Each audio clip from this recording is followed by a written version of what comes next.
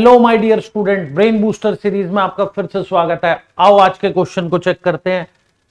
My dear student, today's question is if x equal to √3 + 1/2 then find the value of this. अब question read करते ही एक चीज मेरे दिमाग में क्लिक कर रही है और मुझे लग रहा है आप सबके भी दिमाग में क्लिक कर रही होगी। सर x की वैल्यू दे रखी है और इसकी वैल्यू इसमें पुट कर दो, हमारा आंसर आ जाएगा। ये तो my dear student class 8 7 grade का कोई भी स्टूडेंट सोच सकता है, पर इसमें एक प्रॉब्लम है। √3 + 1/2 का होल क्यूब करना, होल स्क्वायर करना, ये थोड़ा सा कॉम्प्लिकेटेड हो सकता है कि सर रूट वाली टर्म को क्यूब करें, स्क्वायर करें, फिर इसको टर्म को सॉल्व करें, थोड़ा सा लेंदी हो सकता है। आओ आज इसका एक शॉर्टकट मेथड सीखते हैं।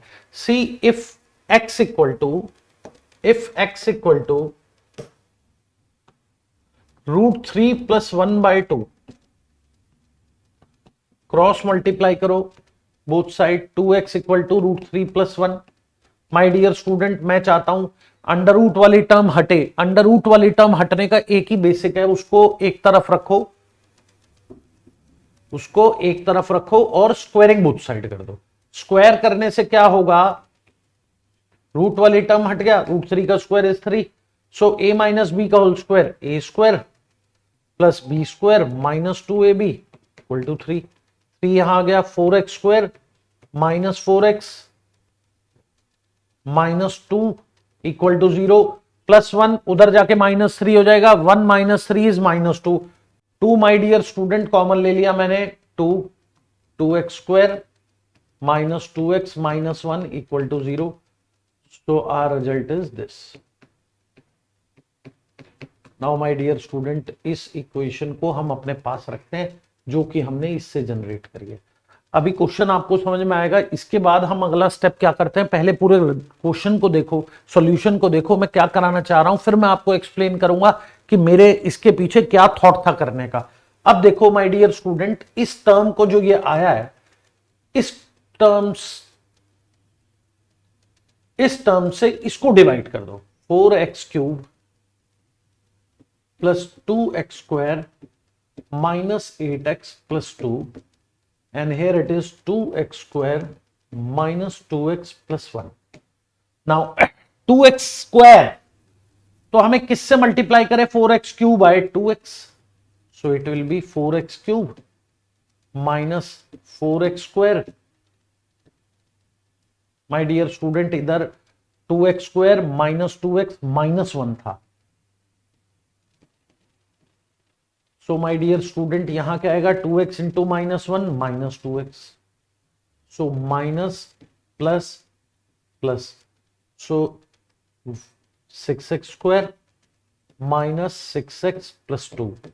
नाउ माय डियर स्टूडेंट हम क्या करते हैं, 3, so it will be 6x² - 6x - 3 minus plus plus.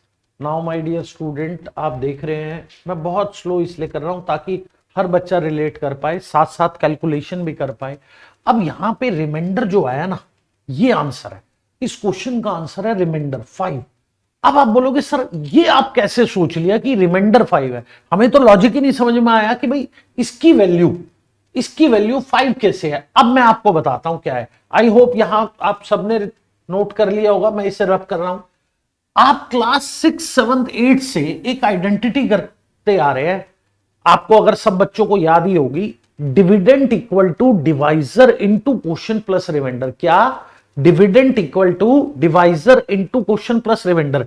My dear student, यहां डिविडेंड क्या है, 4x³ + 2x² - 8x + 2 equal to divisor. अभी हमने इससे पहले जो आपने नोट कर रखा है, हमने अभी ये निकाला था 2x² - 2x - 1 = 0। अगर हम थोड़ा सा पीछे जाएंगे, आप देखो इस क्वेश्चन में हमने अभी ये चीज निकाली थी, ये देखो 2x² - 2x - 1 = 0। इसकी वैल्यू हमने क्या निकाल रखी है, 0।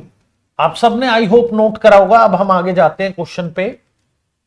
आप देखो माय डियर स्टूडेंट, अब डिविडेंड इक्वल टू क्या था हमारा, dividend equal to sir, dividend equal to divisor